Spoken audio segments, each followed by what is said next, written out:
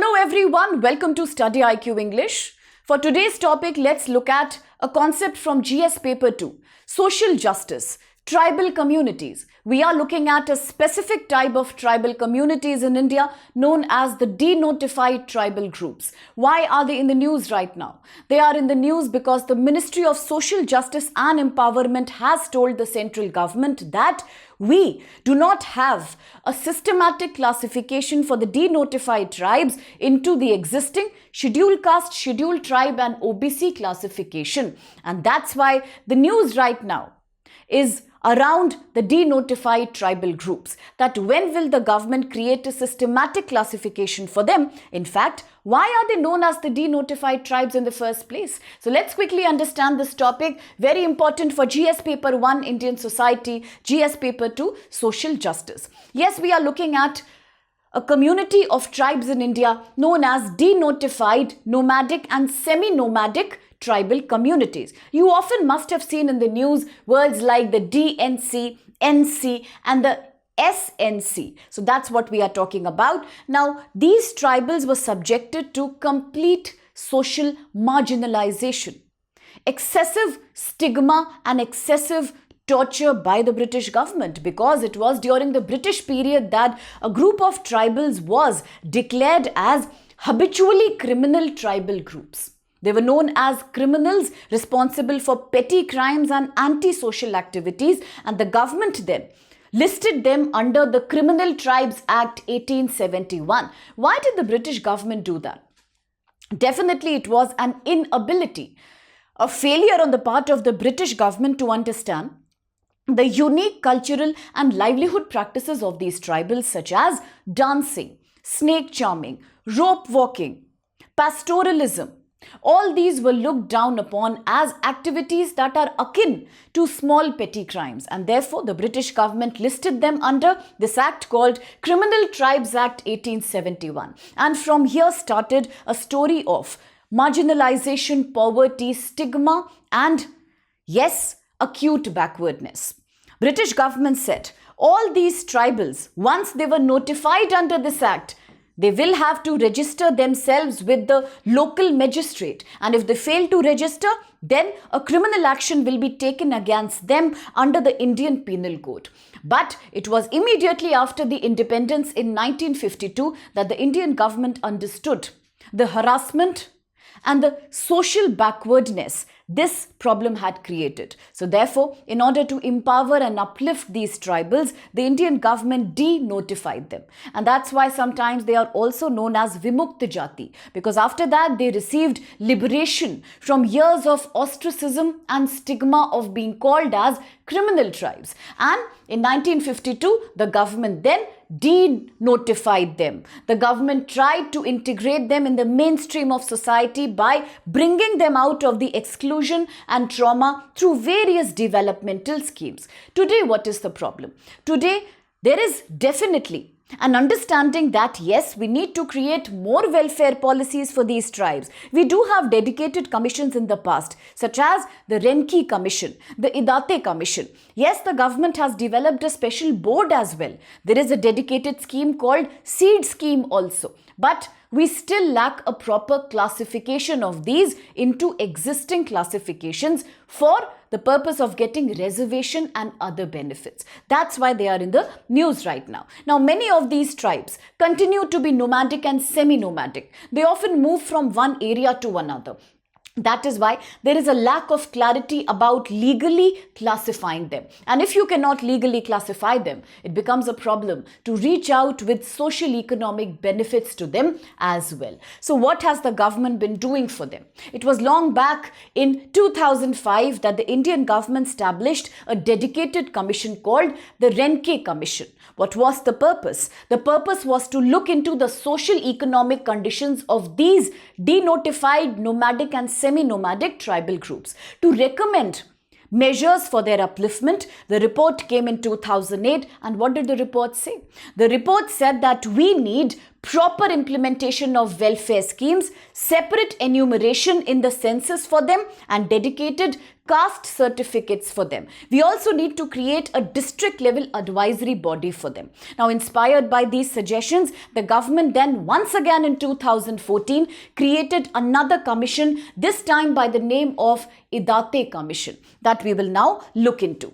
Apart from that, before the government adopted the Idate Commission, the government did create a dedicated welfare policy also, a scheme like SEED scheme. What is the SEED scheme? It stands for Scheme for Economic Empowerment of Denotified Tribes. Also, the government spoke about creating a separate commission for these tribal groups, just like you have the National Commission for Scheduled Tribes and the National Commission for Scheduled Caste, as well as the National Commission for Backward Classes. Now, do not forget, when I say backward classes, yes, I am talking about the SEBC, the socially educationally backward classes, and I'm not using the word caste here, so be very careful about that. A very important topic from GS2. Now, on that note, before I proceed with the recommendations of the next Idate Commission, do let me know in the comment box, what was the 102nd Amendment of the Indian Constitution all about?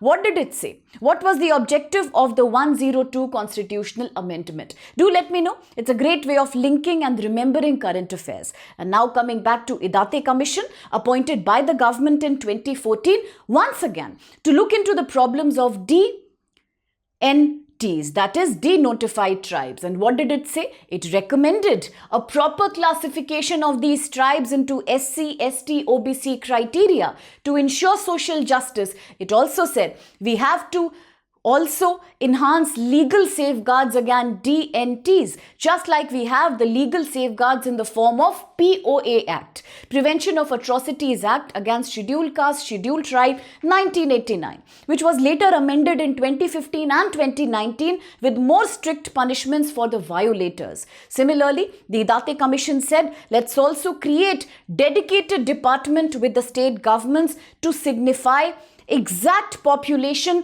and distribution by doing surveys for the denotified tribal groups. And if these are the commissions, then has the government done something for them exclusively? Yes, the government did create a development welfare board for denotified nomadic and semi-nomadic groups. This came in 2019. It was set up in order to investigate the problems of social economic deprivation of these tribes and to suggest means of social economic welfare. What policies can be taken to promote their interest? This is one.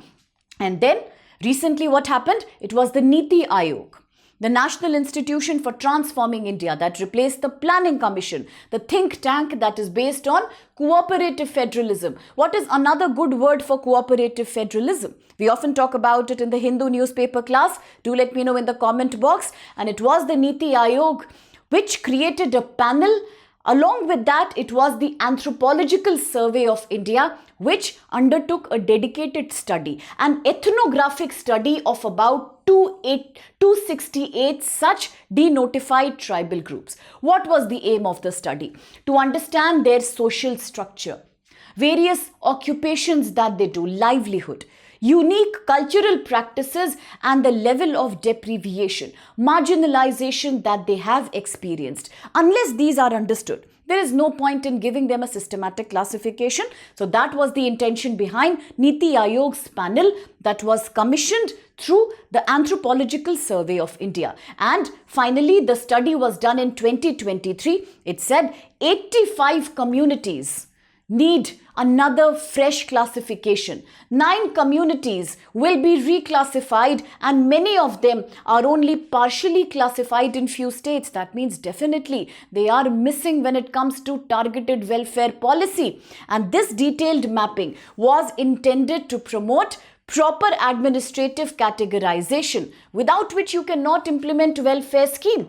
And today, what's the position? Today in November 2025, once again, the denotified tribes are in the news. Why? Because the Social Justice Ministry has told Indian Parliament that there is no proposal under consideration right now to reclassify the denotified tribals into SC, ST or OBC categories. Why? Why is there no proposal? Because According to the Ministry of Social Justice and Empowerment, the existing welfare boards that were created earlier, they continue to administer schemes like the seed scheme for all denotified nomadic and semi-nomadic communities. So far, there has been no need felt to reclassify them systematically. But now the government is saying, no, it's high time we do a proper reclassification. They should have a proper caste certificate and we should be able to know which category do they fall into, right? And the objective for the main scheme that was in the news, the seed scheme,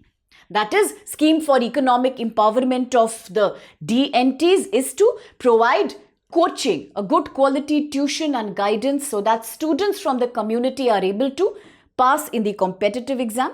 Similarly, to provide health insurance to these communities and then to facilitate better job opportunities, plus to also build small clusters of these groups. Apart from that, to provide financial assistance to create houses for the members of these tribes. And unfortunately, despite being a very ambitious plan, the success of seed scheme has also been limited due to uncertainty. And why is the uncertainty there? Because we need a systematic classification. So today, the main idea that we learned from this news is that we need reclassification, systematic classification for all these denotified tribal groups. So now a quick practice question for you. Consider the following statements regarding DNT, semi-nomadic and nomadic tribes. 1. The denotified tribes were originally listed under the Criminal Tribes Act 1871, which was repealed in 1952. Next, the National Commission for DNT, NT and SNT, all these groups chaired by Ramji Idate, constituted in 2014 to prepare state-wise list and suggest measures for their welfare. 3. The Development and Welfare Board for all these communities that we spoke about was set up before independence to implement welfare scheme for these groups. Which of these statements are valid? It's an easy question. Do let me know the answer. And at the same time, a quick reminder about the SAIL in Prelims program. If you are writing UPSC 2026 Prelims, December is already there. Soon it shall be over too. With few months remaining for the Prelims exam, take professional help in such a way that your GS paper 1 and CSAT both are well taken care of. And that's the idea behind this program. It's an intensive crash course which will completely prepare you for the Prelims, GS1, news, static topics, CSAT, practice questions, coursework, books, material, revision, everything, just at 5,499. And if you are willing to join us, then do use code SPLIVE. Allow me to become a part of your journey. The sale ends on 7th December. Similarly, if you are writing the exam in 2027, then there is a sale program that ensures you prelims, mains, and some basic interview guidance. That means throughout the UPSC, various stages of preparation, we support you to finally get selected. The price is only 12,499 and how to apply? One click away. Use code SPLIVE, sale valid till 7th December, and so is true of 2028 target year. Begin early if you want your dreams to come true. So join StudyIQ, a program that guarantees you prelims, mains and interview success at only 3499, but for a period of more than 18 months and beyond. Plus one-on-one mentorship, the chance to talk to your favorite faculties and take their guidance is right here. Use code SPLIVE and enroll. Sale is valid till 7th December only. So thank you so much.